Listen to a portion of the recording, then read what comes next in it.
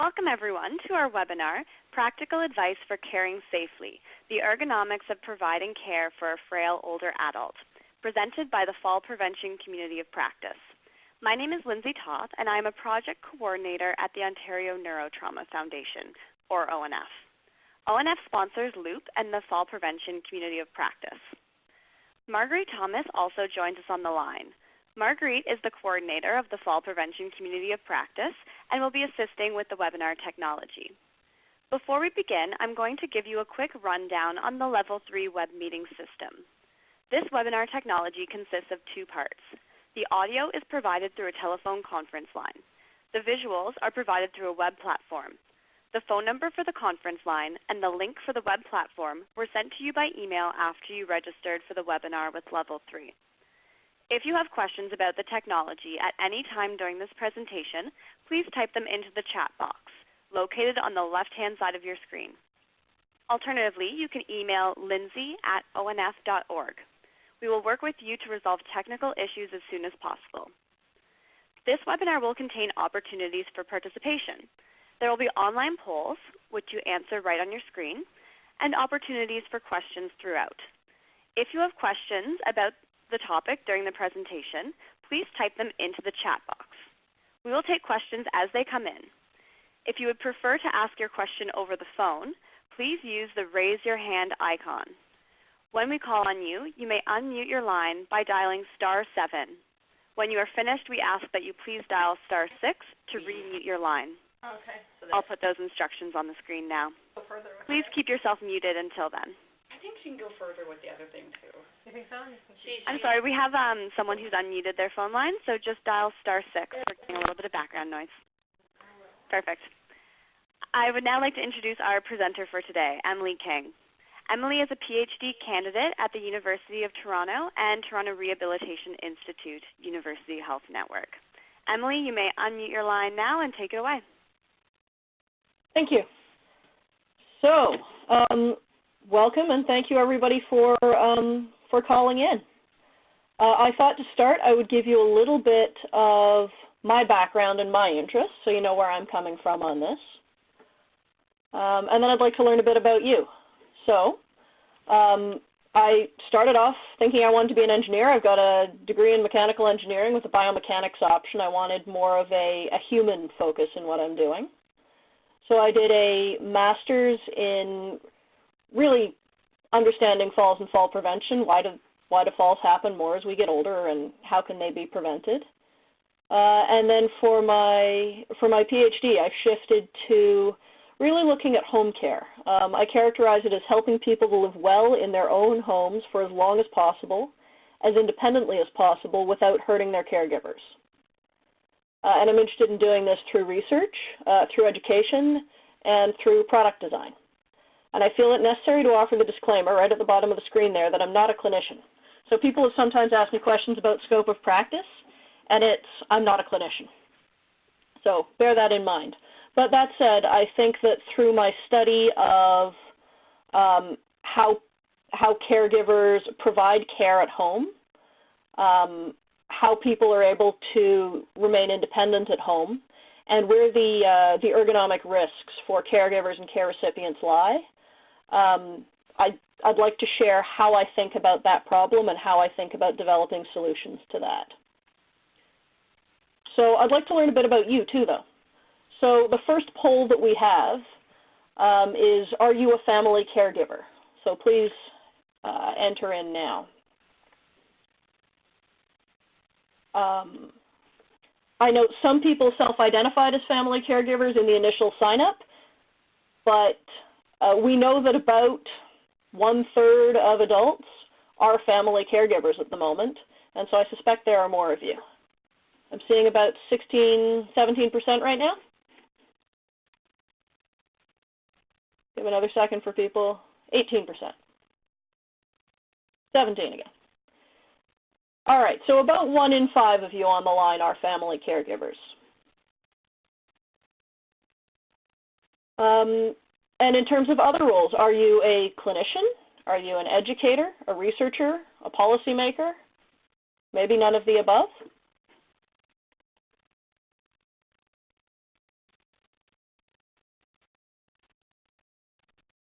Okay, so we're a little over 60. Well, we'll give people another second.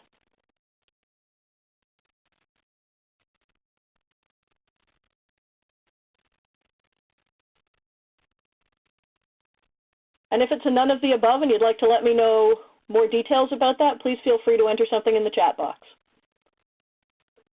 So I'm seeing we have about 60% clinicians on the line. I saw from the registrations we've got a lot of occupational therapists, physical therapists, and people from nursing who signed up. Okay, so I will try to guide the presentation accordingly. I will try to adjust the information I'm giving so that it will be quite useful to clinicians and educators, I hope. But also, I constructed this presentation really with family caregivers in mind, so this is the advice that I would give directly to family caregivers. So hopefully for the 20% of you in that position, there's something useful in here. So I said I'd talk about my approach to looking at these problems of providing care in people's homes. And a big thing that struck me over the last number of years as I've been looking at this is that safe caregiving takes problem solving. And this is particularly true in a home environment. You can't just preset a technique which is going to work for everybody, because everybody's circumstances, everybody's spaces are so wildly different. So I'm trying to provide, through this webinar, some tools for that problem solving and for considering ergonomics and especially back care while problem solving and deciding how to provide care safely. So my plan for this webinar is that I'll provide a simple summary of how injuries happen, statistical and biomechanical. I'll identify a few things to think about each time you provide care, or to recommend family think about when they provide care. And I'll discuss how these ergonomic principles can be applied to common home care scenarios. So the focus of my PhD has actually been looking specifically at bathing and toileting. So I know those best. I'll present my problem-solving process for those. I'm happy for other people to chime in if you have tips that you'd like to share as we go along, or if you have questions as we go along. In terms of what you were hoping to get out of today's webinar, if there are other things that I haven't already mentioned that you're hoping to get out of today's session, please do enter them in the chat box, and I will try to make sure that I adjust to address those things. Lindsay's already said if you have questions, I'm happy to take them sort of as we go. Please use the chat box or raise your hand. Marguerite and Lindsay have very kindly offered to monitor the chat box to make sure that I don't miss any questions while I'm focused on presenting. So the final question for getting to know you is, have you had any training in how to lift? This could be manual materials handling training. This could be safe patient handling, back school, back care.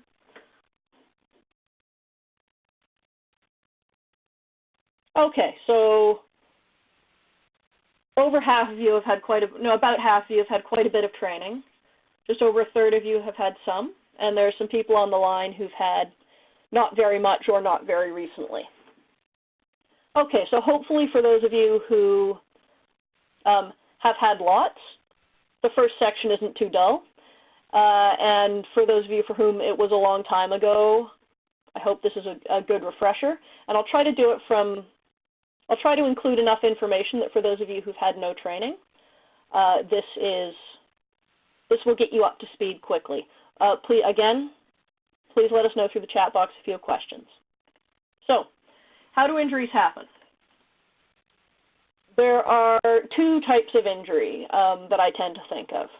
We've got acute injuries, which are due to sudden events. These are the ones that are really easy to pick out. So you're caring for somebody and his knees give out and he collapses and you try to save him, but as you're trying to prevent him from falling or hurting himself, you hurt yourself. And this quote is directly from injury reports I've read. Another common cause that I see when I've reviewed injury reports, this injury reports for personal support workers working in the home, is poor coordination and cooperation between the caregivers or with the care recipient. So, if you're counting 1, 2, 3 to lift, and somebody thinks it's 1, 2, 3, then lift, and somebody thinks it's 1, 2, lift on 3, that sort of thing, or the client tried to sit too early, they weren't following the instructions, that can also lead to injury because it really means that somebody's taking too much weight too suddenly. We've also got, though, cumulative injuries, and these ones are a lot harder to pinpoint the actual cause. It's a buildup of small bits of damage over time. Each time it's not enough to hurt and sometimes not enough to feel that there's damage. But this is building up over time and contributing to generally making your tissues less healthy. And suddenly then there's this small thing, which you wouldn't think would hurt, which you wouldn't think would bother you at all. And all of a sudden you're hurt and you don't really know what caused it, because surely it couldn't have just been bending over to pick the sock off the floor. Emily, we have a question. We have a hand raised, actually, from Queena Shen. So, Queena, if you would like to unmute your phone line by dialing *7 on your telephone keypad, you can go right ahead and ask your question that way.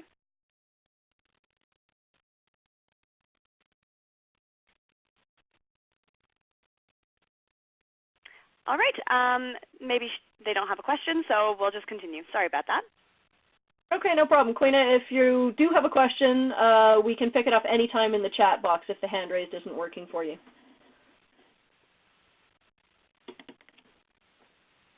So I'm focusing on the back because most caregiving injuries are back injuries. The data I'm showing here are from the U.S. Bureau of Labor Statistics for direct care providers.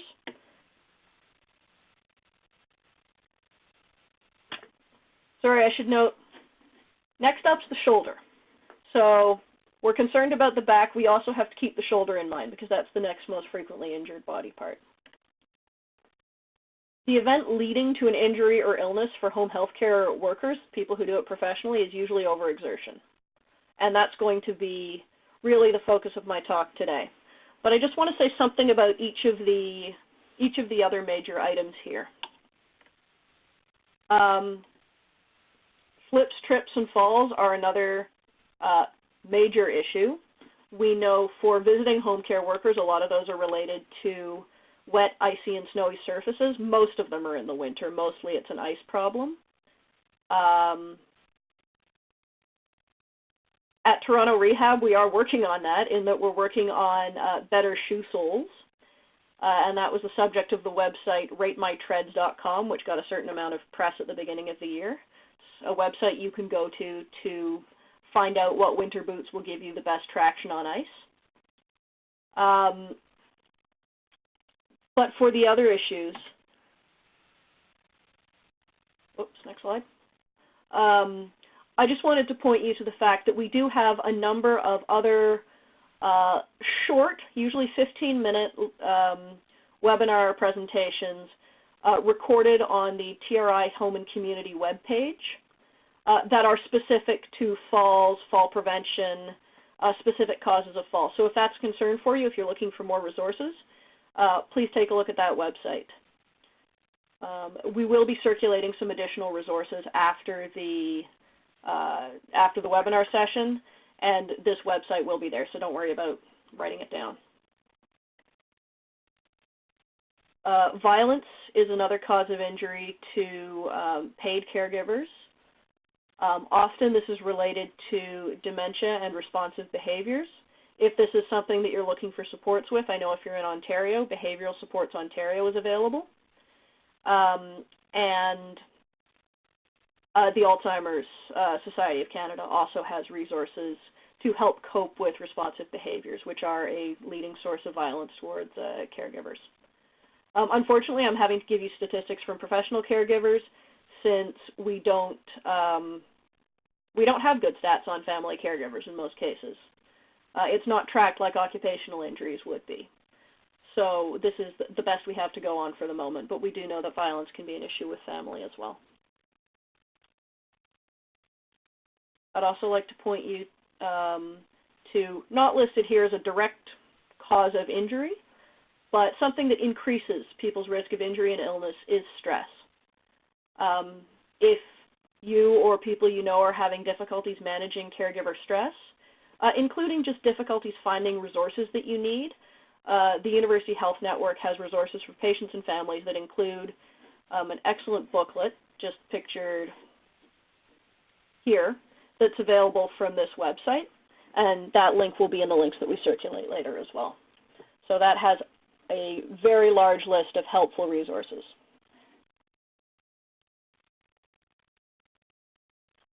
Back to overexertion. And as I said, we're going to focus on the back because that's where the majority of these injuries are happening. So what's happening in the back? This is a view of the spine from the back. We've got bony structures. We're just going to do a little anatomy review for those who aren't familiar. There are layers of ligaments overlying them, and then multiple layers of muscles on top of that. And if we experience the kind of overexertion or injury that we can feel, then what's typically happening is through the day, as we lift, as our spine is loaded, as we bend and stretch, the ligaments are stretching. And you do just tiny bits of damage, nothing serious, but those become inflamed. And as they're stretching, we get some level of instability because the ligaments aren't holding the bones of the spine as close together as they usually do. So the body clamps down on that, and the muscles become more excitable to make sure that our spine remains stable. And this makes your back muscles work harder, but is also increasing the compression of your intervertebral discs, and I'll talk in a minute about why that's important. But I just wanted to throw this up here as other structures are involved, but I'm mostly going to talk about the bones and the discs. So I'm going to focus on the lower back, right at the bottom, because that really is where most injuries happen. I'm going to focus on what I'll call a spinal unit here. So we've got a vertebra, an intervertebral disc, and another vertebra.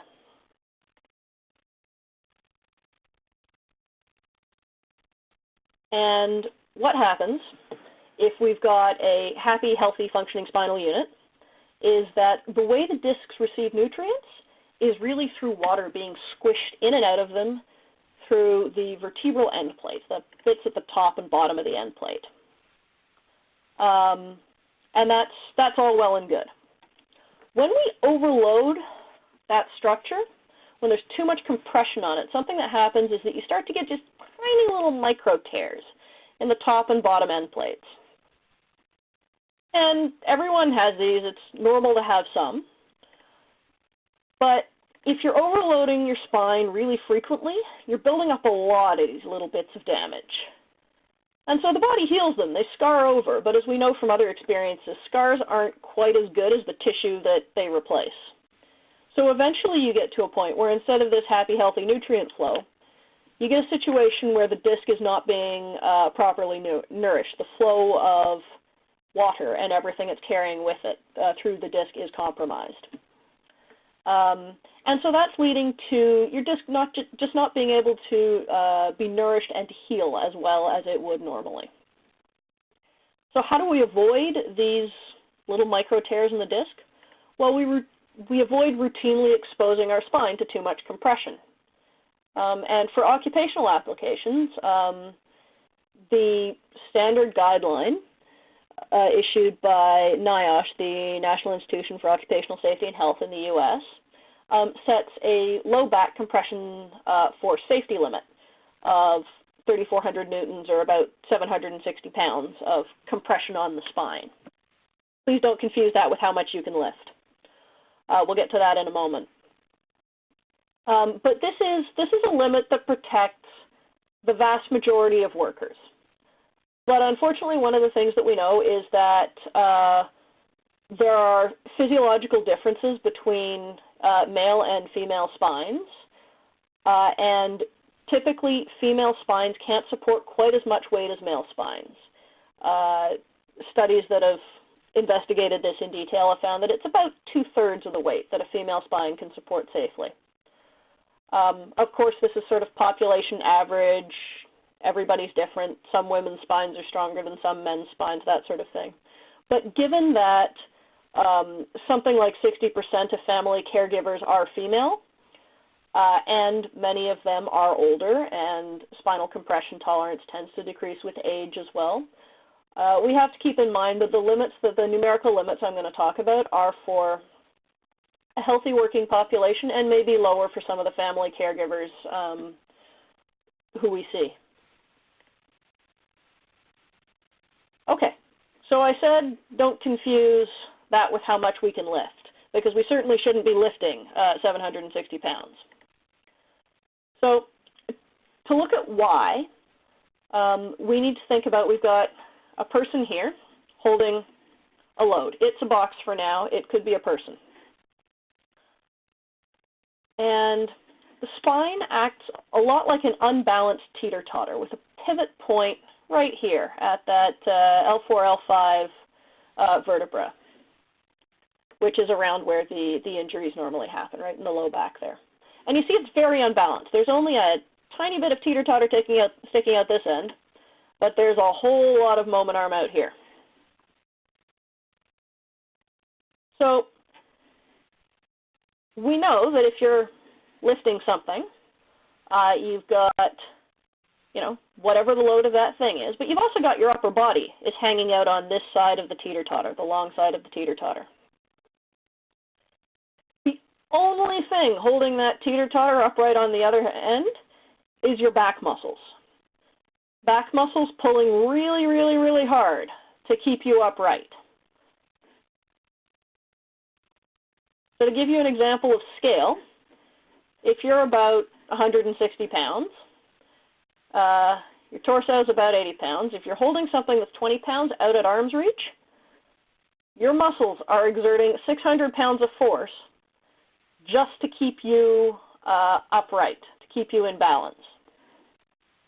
Which means that that's actually most of the load that we're seeing on your spine is coming from those back muscles and from your upper body, not actually from what you're lifting. Okay, so what can we do about this? What can we do with this information? Well, we can move the load closer to our body. You may remember, playing on a teeter-totter as kids. One of the things you can do is if there's a heavier kid, the heavier kid can move further along the bar, and then everyone's in balance again. Well, if we move the heavy load closer into the body, then the back muscles don't have to work nearly as hard. This is just moving from arm's reach to almost elbow. We've already got a huge reduction in how hard the muscles in the back need to work, and consequently, a huge reduction in the amount of compression we're seeing in the low back. The other thing that we can do is we can just reduce the load we're carrying. So if we have the load, we again see a pretty substantial reduction in how hard our back muscles need to work in order to keep us upright. So these are just sample numbers to give an idea of the principles involved for those of you who haven't had this before, of why it's important to move the load closer to your body and to reduce the load that you're carrying. If you'd like a way for clinicians and educators, if you'd like a way of demonstrating this to people and letting them play with it themselves, this is something that members of our team have done in workshops for personal support workers in back care training. We've used this free mobile app that was developed by Tilak Dutta, one of my colleagues. It's called SafeBack, and you can download it from the Google Play Store. We've only got an Android version for now. But it's free, and what it allows you to do is it allows you to pose a skeleton on the screen using these little sliders to match an image you have in your head or a picture that you've taken of somebody doing a task that you think might be risky or that you'd like to demonstrate to them can be risky. And it will use the posture and a bit of information that you enter at the beginning, person's height, weight, and how much weight they're lifting, to tell you whether or not the load is safe. And this will also give you an estimate of the back compression. Now for safety, it just uses that 3,400 newtons limit that NIOSH recommends. But I find one of the values in this, from my experience in using it as a training tool, is that people see how much difference it makes to move the hands closer into the body. People see how much difference it makes to bring the torso a little more upright or to avoid lateral bending or twisting. So this is a way of allowing people to play with the variables themselves, to problem solve, to find out, if I need to do this task, how can I find a safer way to do it that won't stress my back? So that's a tool that we have found helpful. If you're looking for training materials to use with this, if it's something you're interested in using, then please contact me afterwards. We have developed essentially lab materials that can be used with this. Beyond that, the spine posture matters. So if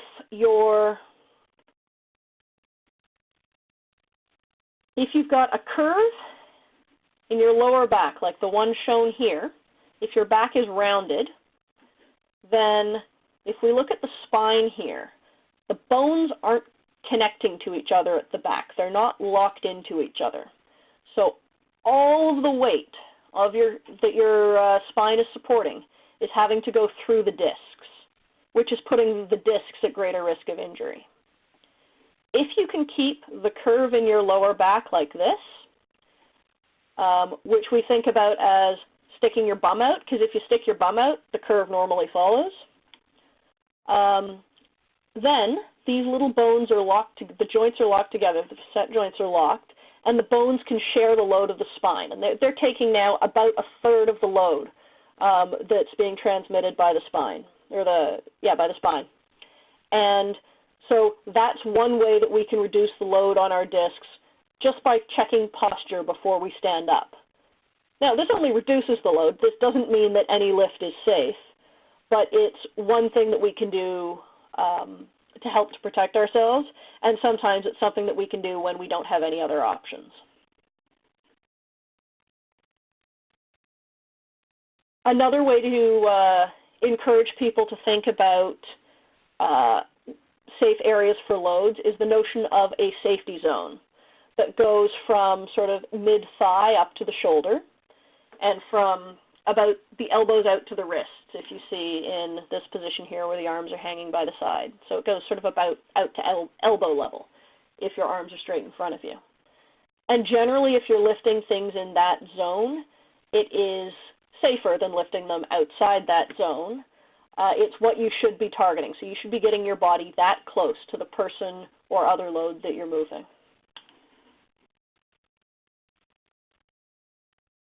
Which is all incredibly easy to talk about when we're doing, simulations in empty classrooms, but much, much harder in real life, especially in homes that really weren't designed for caregiving, that have a lot of other things going on in them. And so real life is more of our problem-solving focus. This is why we can't just prescribe relatively simple techniques.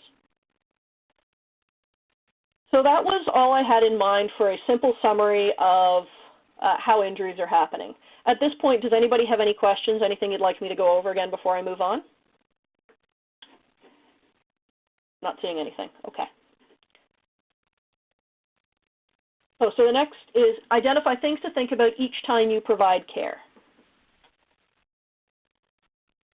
And it's important to emphasize every time you should ask yourself, is this safe for me to do right now? Because sometimes you might not be feeling great. How do I feel right now? How does the care recipient right now? Are they dizzy? Are they feeling weaker? Are they feeling stronger? Do we have enough time to do this? Rushing can easily lead to injuries that will be far more time-consuming than taking a moment to plan ahead. And is the environment safe?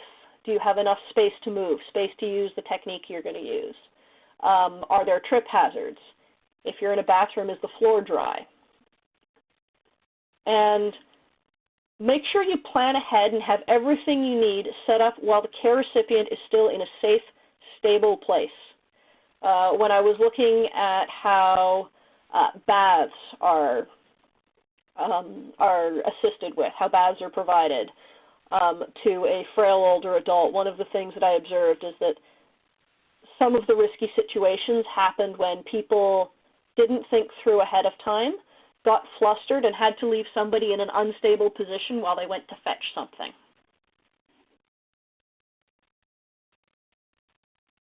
Back risks to bear in mind, postures to avoid, are bending forward too far, bending to the side too far, or twisting.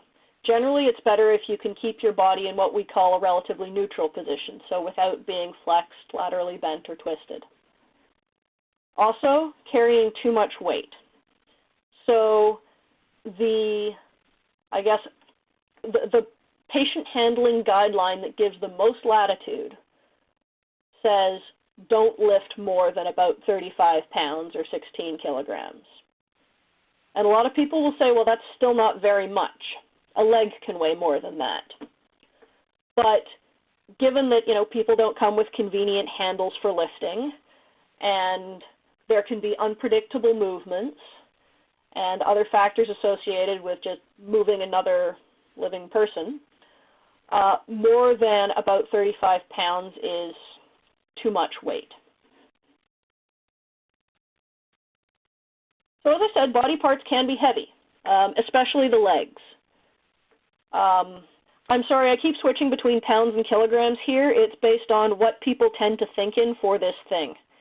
So for weights, if I gave you all this in kilograms, it would probably be less intuitive. So I'm giving examples for a 100-pound person, for a 200-pound person. A leg can be 32 pounds in a 200-pound person. So if you're having to lift that whole leg yourself, that's really near your lifting limit. So you'd better hope that you're in as good a posture as possible and that you're really close to that.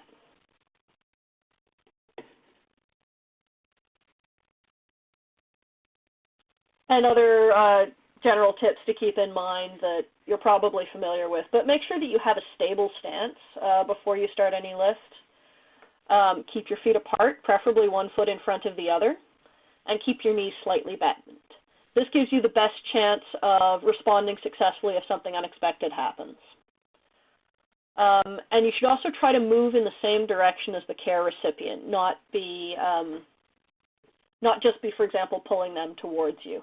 And if you want to see a nice demonstration of that, Circle of Care has a video on, a more prescriptive approach to specific patient handling techniques. So if you want, specifically how to transfer somebody from A to B, there's a series of nice demonstrations at this link here, and that will be included in the handout. So those are a few things to keep in mind. Now let's get into some common difficult home care scenarios. So let's jump straight into the bath.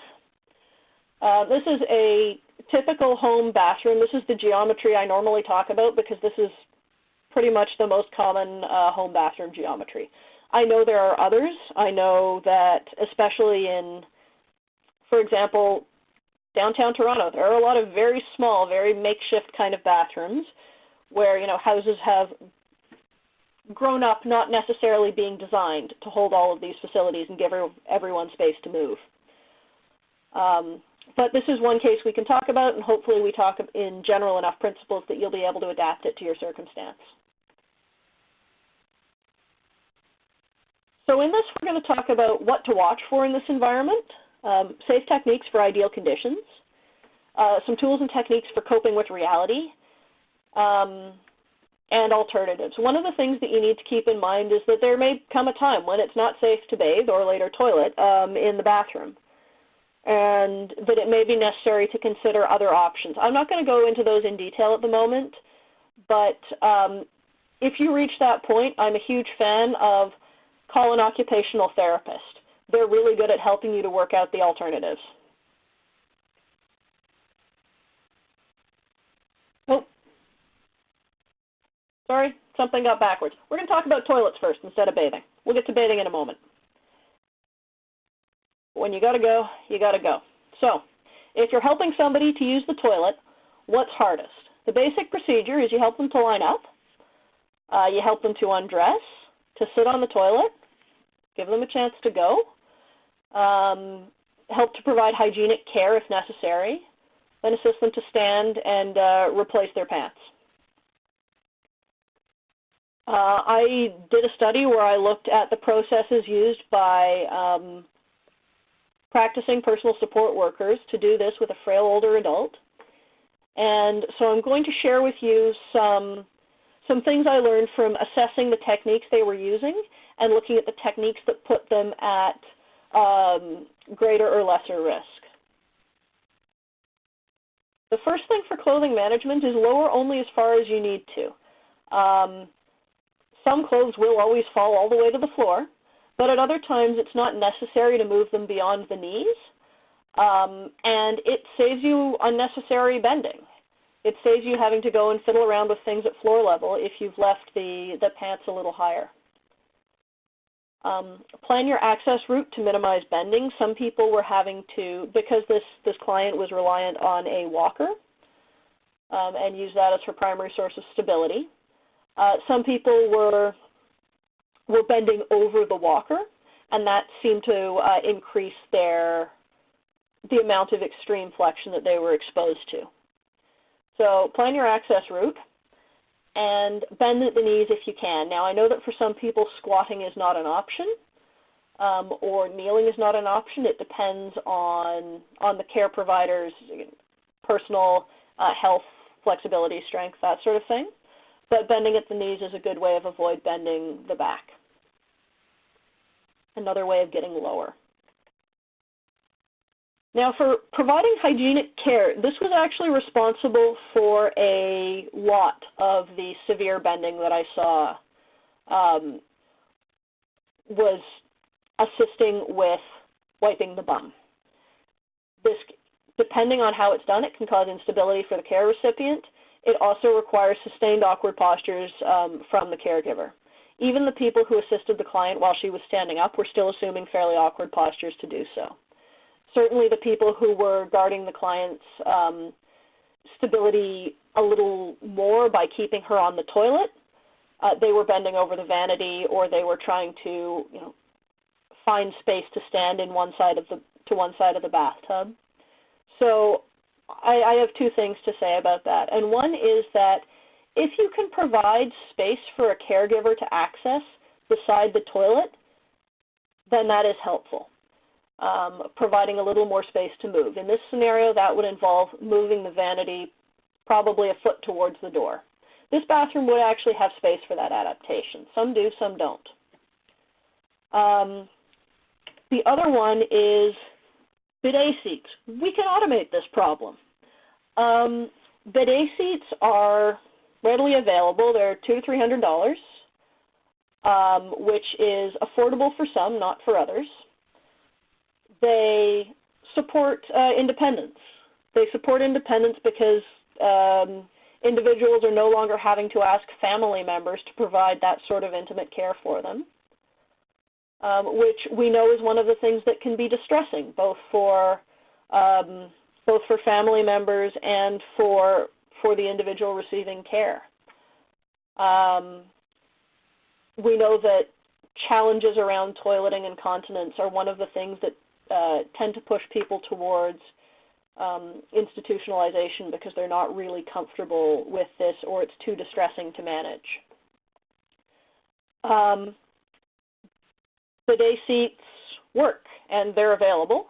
And it's a little bit of an adjustment to, it's a different way of having hygienic care provided, but when you're an adult and somebody else has to start doing it for you, that's also a significant adjustment in how care is provided. So these are solutions which are popular in other areas of the world, and I would love to see more here in Canada, because they would eliminate a task which leads to strain on the caregiver's back, which can be related to injury when people are trying to provide adequate support for stability while simultaneously providing adequate hygienic care. This is one of the things that caregivers say is difficult, and this is an easy solution to that problem. So there's my pitch. How is the water in the bidet seat heated? That is a great question, especially in Canada in the winter, as we currently are. Electrically. This is plugged in and heated. There are also bidet seats that can attach to both your hot and cold water. But heating certainly is possible. The very cheapest options don't have it, and I say would probably be less feasible for, maybe less feasible for this climate. Do they dry after washing? Many of them do. Yes, Shannon. There's a little blow dry you get when you're done. So it takes a little longer than just using toilet paper, but it is independent. And there's no strain to anyone.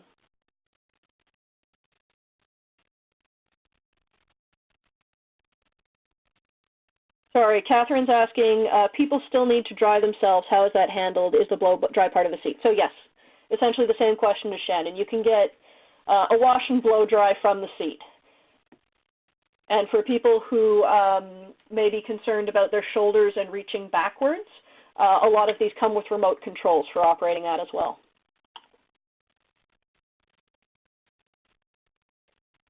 So the other major part of assisted toileting is sitting down and standing up. And this is really just a special space-constrained case of a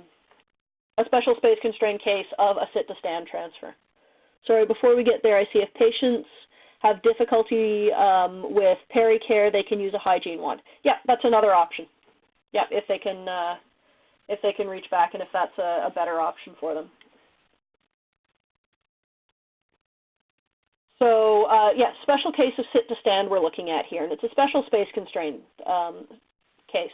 So we have 3 different techniques being demonstrated here. All 3 of them I saw personal support workers employing in my study. In this case, we see them in the center. We see the most common approach that was used, where somebody is leaning sideways over the vanity and assisting somebody to stand up. And this isn't really moving with the person.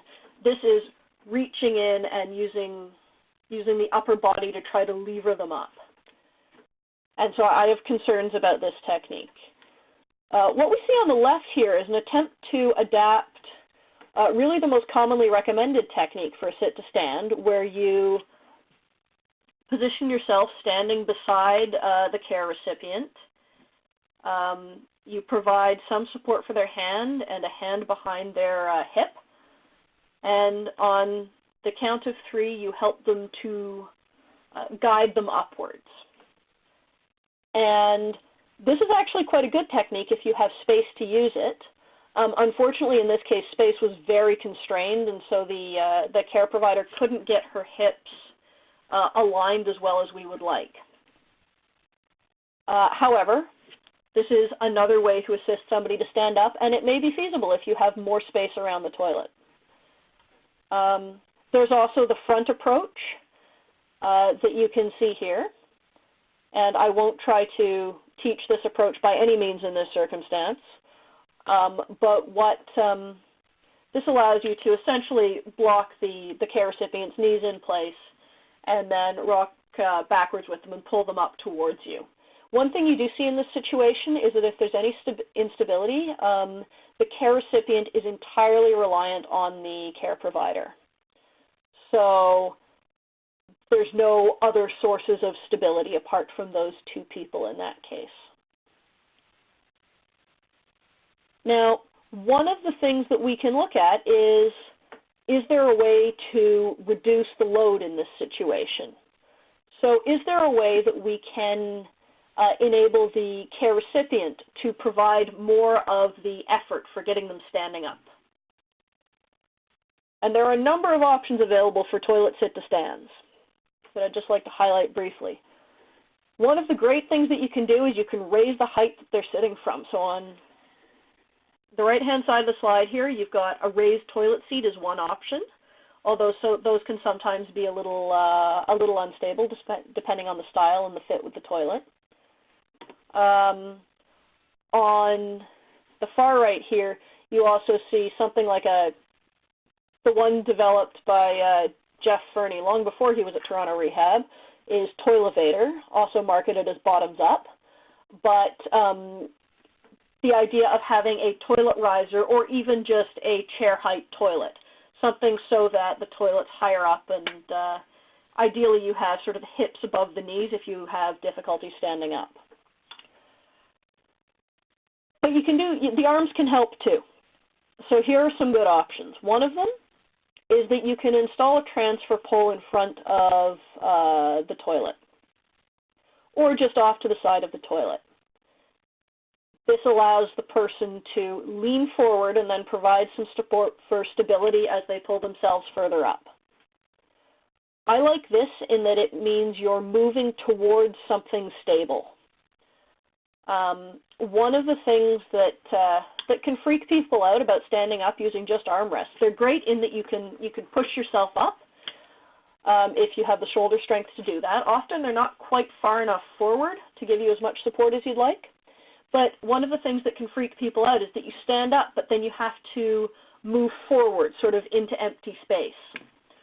And so for people who are very concerned about their balance and about establishing themselves standing stably once they've stood up, that can be one of the challenges with armrests. Although, nice thing is they tuck off to the side of the toilet and don't get in the way.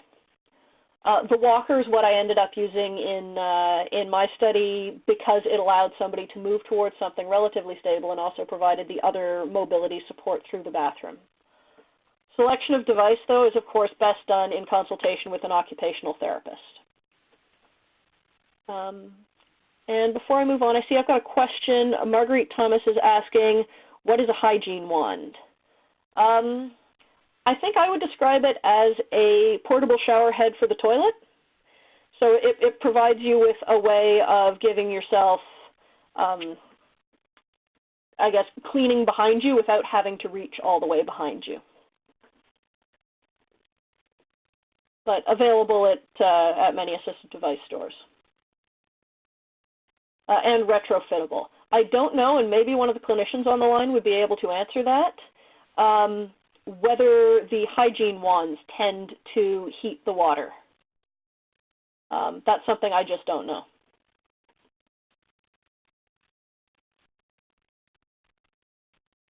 So in terms of that question of armrests or a walker, qualitative feedback I've had, and I am still waiting to analyze quantitative data on this, is that with the walker, this was for providing hygienic care. With the walker, at least the caregiver knew that the care recipient could kind of put her weight down on something in front of her.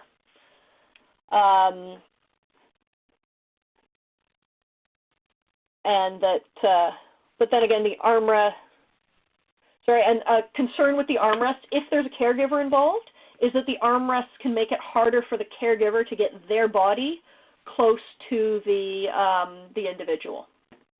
So they create a sort of necessary separation between the center of mass of the person who needs help and the center of mass of the person who's providing the help. And as we covered earlier, that can increase the ergonomic strain. And I see some people weighing in, Maria and Heather are saying that it doesn't have to be the hygiene wands don't necessarily have water. Some of them are just long-handled wands that you can place toilet paper on so that you can just wipe, and they're not connected to water. So that's another option. So yes, with some of these options, it's especially once you've got a caregiver involved, I just encourage you to think about the balance between allowing an individual to assist and do things themselves and making sure that the caregiver has good enough access that they can get close enough to provide care safely. With transfer poles, you could have a number of different configurations of these. As I said, they're a stable way to increase the base of support, so increase stability and reduce the horizontal momentum needed to get up. And I'd just like to highlight when you're considering the positioning, if you have an asymmetric position, so if you have a pole off to one side or if you have a pole and then a horizontal bar, you'll tend to get asymmetric loads on the body while the person's standing up. So you might be putting more stress on one knee or the other, for example. That could be desirable or undesirable. Talk to your occupational therapist. But often in cases where there's no particular concern on one side or the other, either two poles, so you can do something sort of on either side with either hand, or a single pole directly in front of somebody.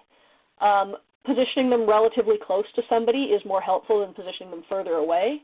Our recommended location, based on some work done by Dan Vena, a PhD candidate in our lab, is around 75% of thumb tip reach when somebody's just reaching forward. And this allows the pole to take quite a lot of the load during a sit to stand and reduces the strain on the individual's joints. So those are my thoughts on toileting so far. Do people have other questions about how to make toileting easier in your circumstances?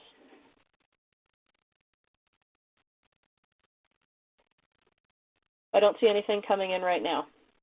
But just enter something in the chat box if you have other specific questions. This is Lindsay here. So I just wanted to point out that today we were scheduled for a webinar from 12 to 1, but we still do have quite a bit of content left, and I think people are really interested in it. So I think we'll just continue, and we'll probably go for another half hour or so. So if people are interested, please stay on the line. If you have to go because you have other commitments, we are recording the webinar, and it will be circulated afterwards. But yeah, we'll just keep going. Okay, could I actually say, in case people are going to leave early, I'm going to jump to my end slides, and then we can go back over bathing. If people would like to stick around for bathing, you're welcome as the bonus activity. So my takeaways from this, I hope your takeaways from this will be safe caregiving takes problem solving. Each circumstance is different. And so I think that's important to keep in mind. One solution will not fit everybody. The key back risks to avoid are flexing too far forward, bending too far to the side, twisting. Any combination of those postures just makes it worse, and trying to carry too much weight. Whether you can adjust those things or not, it's always a good idea to keep the curve in your lower back so that the bones can share the load with your discs. And the best way of doing that is remember to stick your bum out before you lift. So, and things to think about, can I reduce the weight that I'm lifting? Can the care recipient help more? Maybe if there were other assistive devices, the care recipient could help more. Talk to your occupational therapist. Can I lift less at once? Can I lift one leg instead of two is one of the examples that comes up in bathing. And can somebody else help me? And I've put that in brackets because there's a cost to coordinating between people. And if two people are lifting, it doesn't mean that each person's lifting half as much. Each person's still lifting more than half as much. Can we be closer together? Can we get obstacles out of the way so that the body of the person providing assistance is as close as possible to the body of the person who needs the assistance? That can be shifting nearer the side of a bed or a bathtub. It can be getting an armrest out of the way when you know you're going to be providing a lot of a boost. Can I avoid bending and twisting? And again, stick your bum out. And I encourage you to, again, every time, ask yourself, is this safe for me to do right now, based on how I feel, based on how the care recipient feels, based on whether we have enough time? Check the environment. and plan ahead while the care recipient is still somewhere safe and stable. So have that all ready to go before you get started. If you have questions after the webinar and would like to get in touch, this is my information. So thank you. To anyone who wanted to sign off at this point, sorry this took a little longer, but I don't like to rush. And it's all valuable. So please do stay on the line. We really encourage you to stick around. And for those of you who are sticking around, let's talk about bathing. So what's hardest about this? Getting in and out of the bathtub and foot care is the quick version. Sorry, jump back when I should have jumped forward.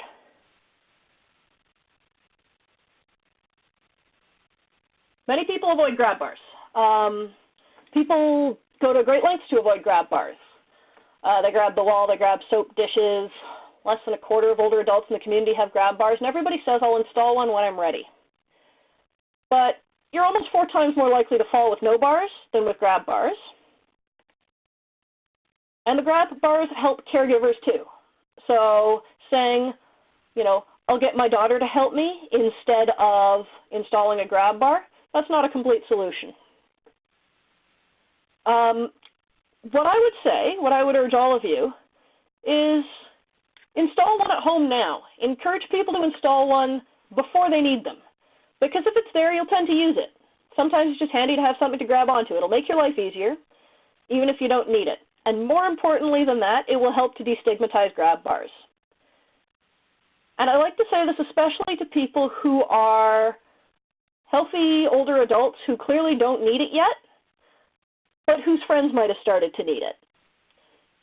So install it if you can. And you know, when people see it in your bathroom, and they also see that maybe you don't need it, maybe it'll help them to think that it's okay for them to have one, even if they don't need it.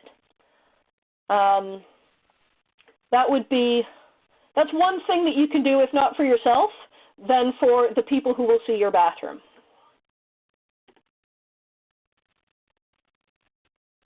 They don't have to be ugly. There are some grab bars that may not look very nice. There are other grab bars that can make a real fashion statement. So, you know, take a look around, find a grab bar that suits your style, and see if you can get it installed. Some people also find transfer poles helpful.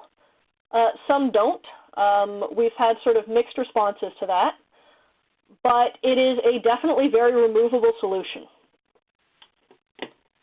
I see, okay, yes, Marguerite's saying CMHC has a report on the best placement for new grab bars. For stepping in and out of the tub, it seems that placing one just at the back of the tub here or at the front of the tub here is best, depending on the other circumstances in your bathroom and where the space is for you to transfer in and out.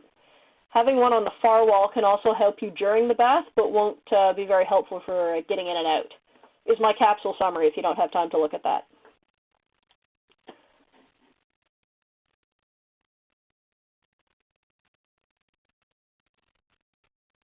So seated tub entry and exit.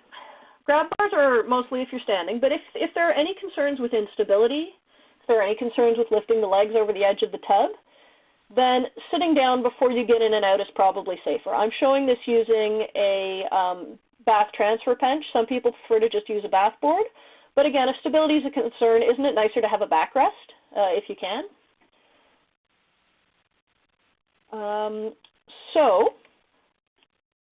Again, I did a study where I observed how personal support workers assist a frail older adult with balance challenges to get in and out of a bathtub using a bath bench. And we'll just look at entry for a second here. Exit's similar in reverse. But you assist somebody to sit down, so a similar kind of sit-to-stand challenge as we had in the toilet. Helping to lift their legs in is quite a challenge, you see in these images. And helping to shift them along the bath bench, also a challenge. Let's look first at lifting the legs. So if we break this down, the risks that we see that we talked about earlier are we see somebody in a severely flexed posture to lift the foot from the ground level. We also see that legs can be heavy. They're about 16 or 17% of body weight at the best of times. Maybe you add in swelling, stiff joints, which can lead to resistance. And there's a question of how much the care recipient can help. If they can mostly do it themselves, much better. Sometimes they really can't. Oh, and there is a high obstacle to lift things over. So can we make this easier? Can we reduce the weight of the lift? Well, the first thing we can think of doing is lift one leg at a time. Don't lift both. And are there ways for the care recipient to help out? You know, are there, if they lean back a little bit on the bath bench, does that give them a little more room to help lift their foot up if stiffness is an issue? If you're coordinating help with somebody, even if it's a caregiver and a care recipient coordinating, of course, communication is very important. You know, when are we going to start the lift? Okay, 1, 2, 3, in. Can we reduce the bending needed? I've evaluated whether sitting to lift or using a leg lifter can help. So if we just look at the postures people are adopting here, we can see that if somebody uses a leg lifter, and I was evaluating a comparatively short-handled leg lifter. This is only just over a foot long plus the loop. Most of the ones you buy are a bit longer than this. Leg lifter was very well received by personal support workers. They found it better on their back, easier on their shoulder. Measurement backs this up. It was less muscle effort and less exposure to harmful postures. The budget option, if you don't have a leg lifter, is you can use a towel or other loop of fabric, and that will go some of the way. It'll be a bit harder to hold than a leg lifter like this. About $45 on Amazon, but you know, you can find other ways of getting some loop of something under the foot and then being able to lift it. Now you'll notice I used a pretty short-handled leg lifter here. Longer-handled leg lifters are more common, actually. The reason I picked a shorter-handled one is because it allows the caregiver to still guide the care recipient's knee, and this was something that caregivers really liked to do in my study. They liked to know that they had a hand on the legs to help to guide it into the tub. I see a suggestion, what about a yoga strap for a leg lifter? Great idea. Be easy to tie up into that loop that you needed. A little less control because it's very flexible as opposed to something with a stiff handle like this, but might be much more available. So good idea, Heather. Sitting to lift. I provided personal support workers with a stool for this. It was much better on their backs, but it was harder on their right arm and their left shoulder. Their arms were elevated further up while they were lifting a heavy load. So one thing to bear in mind when you're looking at other ways to do tasks is just a more upright back doesn't necessarily mean the task is easier. You have to look at what the shoulders are having to do as well. And sitting is work for the legs. So if people were thinking about sitting to lift the legs in and then sitting and washing the legs at the same time, or sitting and washing the feet at the same time, that was another difficult task. Then they tended to respond more positively to this. If they were thinking that it was just, oh, you sit, you lift their legs in, you have to stand up again, that wasn't worth it to some people, and for some people their knees just couldn't take it. If you trust that the bath is clean and dry, sitting on the edge of the bathtub may also be an option, but it's hard to avoid more twisting of the trunk if you do that. And then the other thing is, can we reduce the height of the lift? It would be less destabilizing, and it would be easier on stiff joints. And this is one place where family caregivers have an advantage in that if they're in a position to renovate their house, you can get walk-in tubs, more expensive, or you can have existing bathtubs retrofitted to put in these little sort of walk-in doorways, which is much more affordable and will really make it a lot easier to get legs in and out of the bathtub. So that's something that I know professional caregivers can recommend, but can't always do in the same way in homes because it's not their house. For seated entry and exit, the other thing to look at is, okay, so you're sitting on the bench, how do you shift across it? Now normally people do this after you got the legs in the bench. And the two challenges here are it can be an awkward posture. Part of that you can address with bench positioning. So if you shift the bench a little further forward in the room, then it's easier to be sort of face on to somebody and to be moving in the same direction that they are. And how much help do you need to give? You know, where hand positions can be higher if you're just guiding somebody's trunk. If you're actually having to push them across, the hand positions have to be lower and people tend to be more bent over.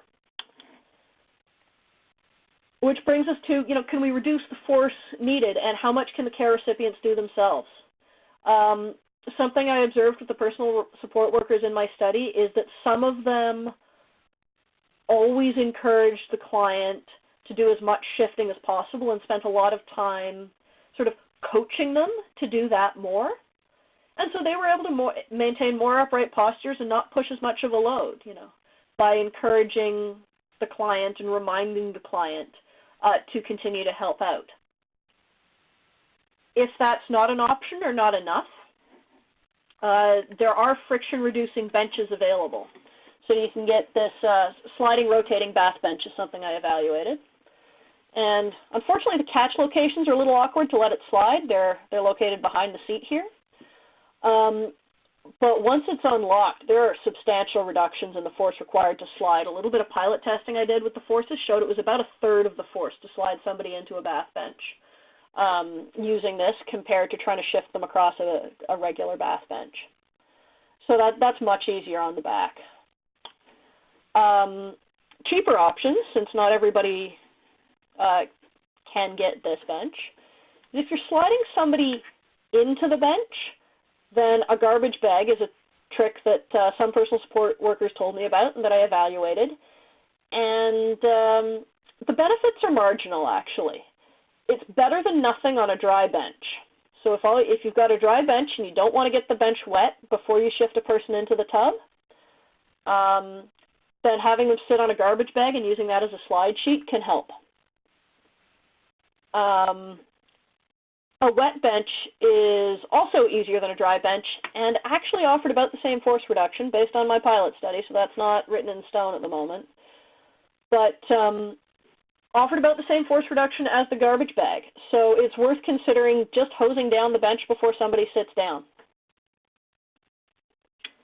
And I can't show you pictures from the pilot testing because we actually did it properly with no pants on, as opposed to the other bathing work, which, you know, we used a bathing suit. So you'll have to take my word for us having done that.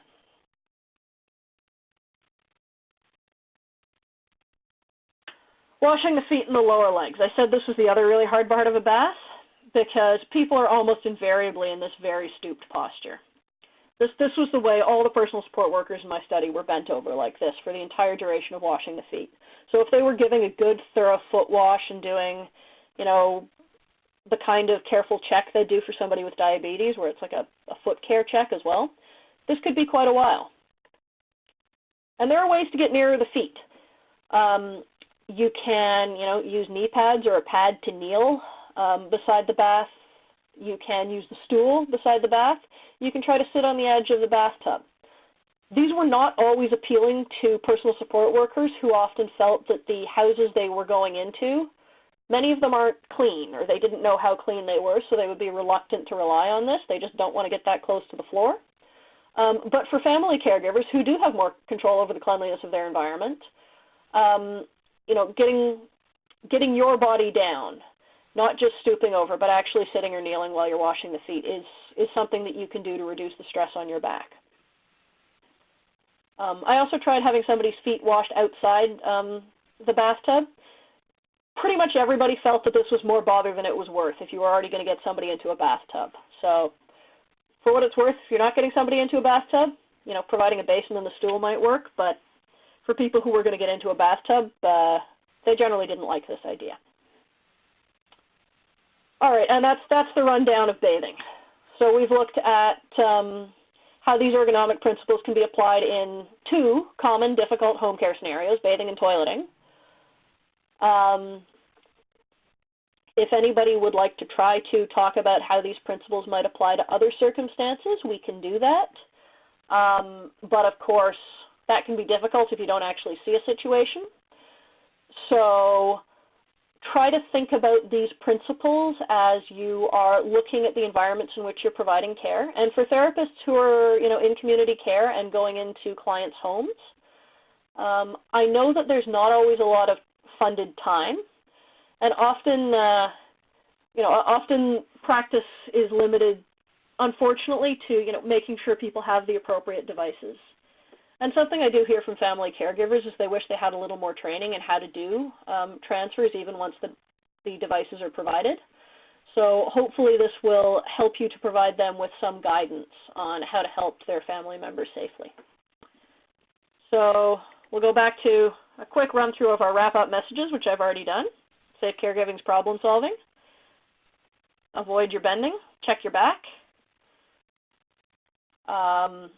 Can I reduce the weight I'm lifting? Can we be closer? Can I avoid bending and twisting and stick your bum out? And always ask yourself, is this safe for me to do now? Because that'll vary. We know people aren't the same in the evening necessarily as they were in the morning. So thanks everybody for sticking with me over a slightly extended webinar. Sorry about that. And if anyone has any more questions, I'd love to hear them. Fantastic. Thanks so much, Emily. So we do have a little bit of time for questions. So if you would like to type them into the chat box, please go ahead. Or alternatively, you can raise your hand and we will call on you to unmute your phone line and ask your question over the phone. So in the chat box, we have a question for Marguerite, and I think this is put out to all of our participants on the line. Has anyone priced the replacement tubs for homeowners? I think she's meaning the ones with the doors. Does anyone have a ballpark estimate about that? If so, please throw that number into the chat box and we'll let everyone know.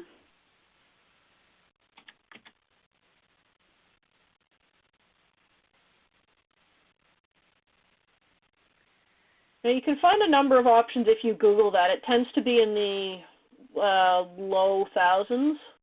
I see Walk-In Tubs Canada has one, or says they start at $2,500. So they're not the budget option. The tub cutouts are more in the low hundreds. So they're substantially cheaper, but of course offer a different end experience. Mm-hmm. So again, if you do have questions, type them into the chat box. We'll give you a few more minutes. Okay, we have a question from Shelley. Do you offer classes to caregivers regarding proper body mechanics when providing care to their loved ones? Personally, I don't. I'm mostly a graduate student. But there does seem to be an unmet need for that. Where are you located, Shelley?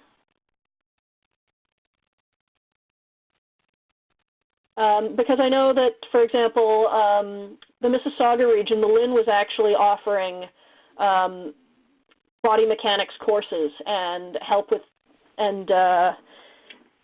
adult day programs at the same time, which sounded like a fantastic program.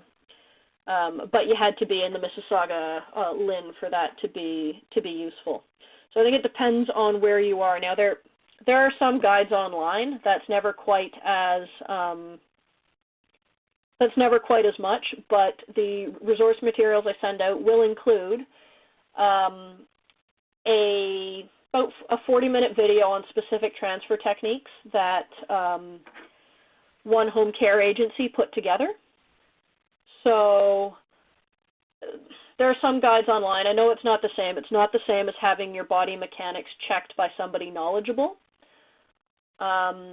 If people are aware of good body mechanics training for family caregivers, of good programs, I'm trying to collect lists as I encounter them, so I'd love it if you could let me know.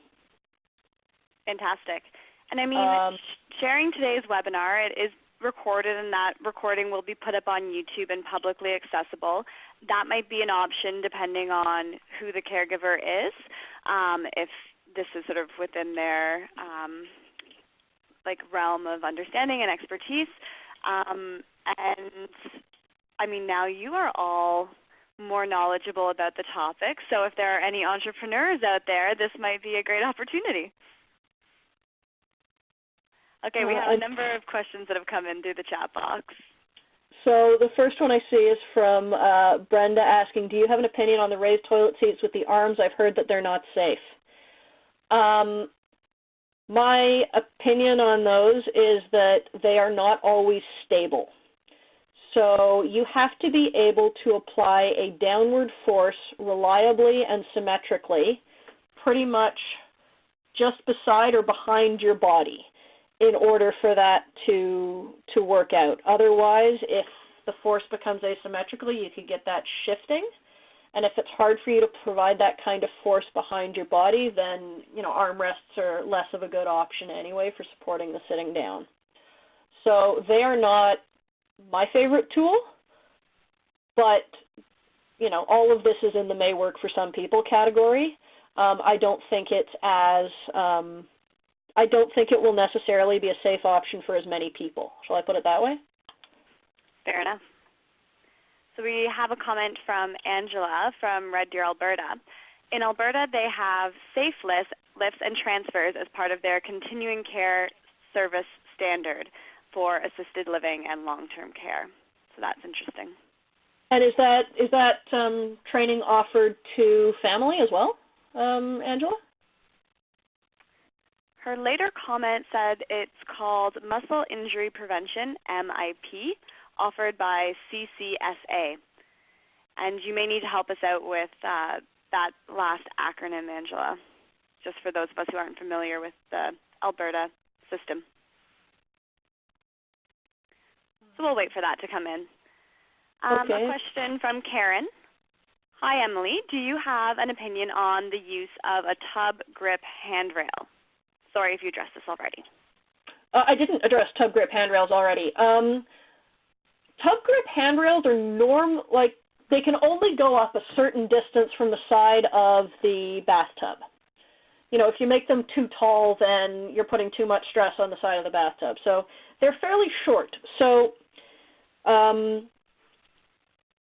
for somebody who is fairly short, for whom that ends up being a good handrail height, a good hip grip height, great. And I know that there are seniors for whom they can get to a good height. However, for a lot of people, they need to bend down quite a long way in order to use the tub attached grip handrails in order to get in. So in those cases, I wouldn't advise it. The other thing is, of course, are they installed stably? You do need to check them to make sure that they stay in place and that they're secure before you use them to get in and out of the bathtub. Great. On that note, a question from Heather. For grab bars, other than ripping apart the bathroom, what are the most economical ways to install them? Excellent question. It depends on your bathroom. In some cases, there are studs that are relatively accessible, sort of around the back of the tub. Often there's one that's available fairly near where the rim of the tub is, and you can just install the grab bar. Some people are reluctant to install grab bars through tile, but if you get a professional installer, the tile probably won't be cracked, and it's way better than to have a cracked tile than a cracked hip, in my view. So, I would think that would be a risk worth taking if it's just a case of how to install through tile. If you're concerned that for some people, genuinely, it's very hard to access the studs around the tub or just to the side of the tub, and in those cases, the transfer pole outside of the bathtub is one option that doesn't require ripping anything apart, and that is even removable later on if you don't want to screw it into the floor and the ceiling. Some people use suction cup grab bars. They're not allowed to call them grab bars because they don't support enough weight, but suction cup grab handles, I think they're called, which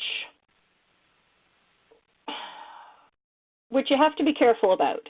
It is very easy for a suction cup grab bar to become unstuck.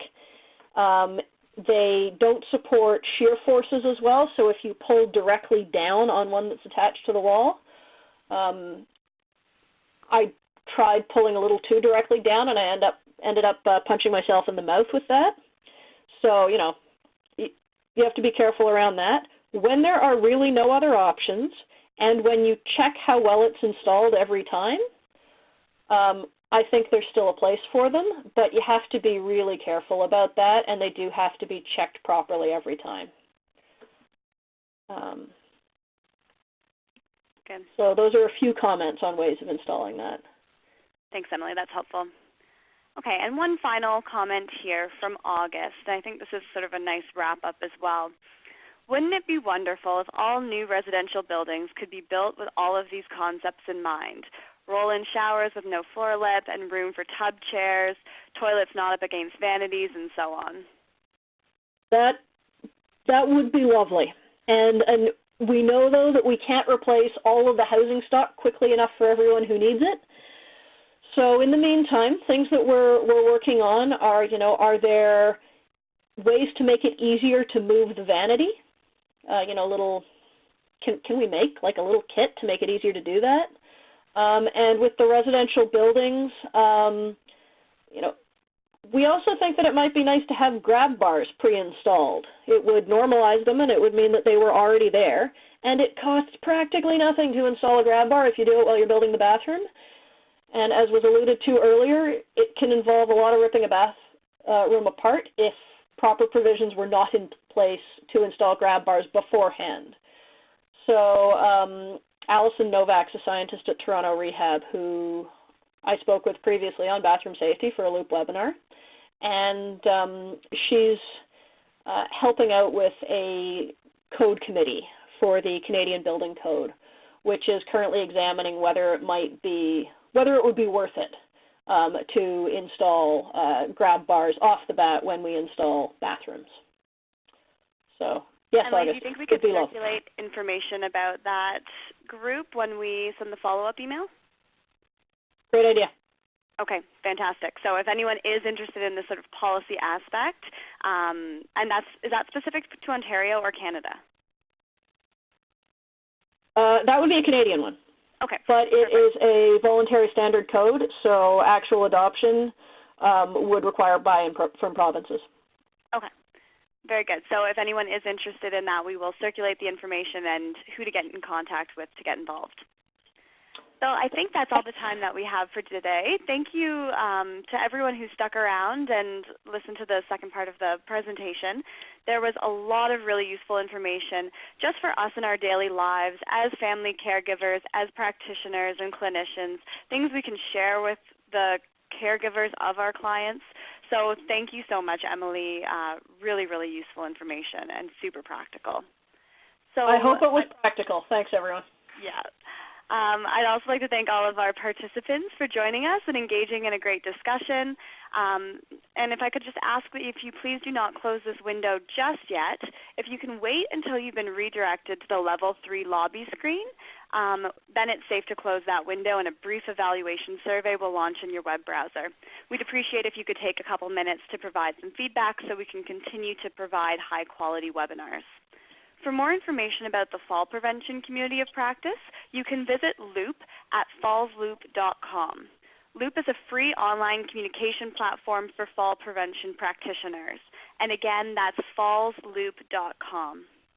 Thank you all. Have a wonderful day, and we'll see you next time.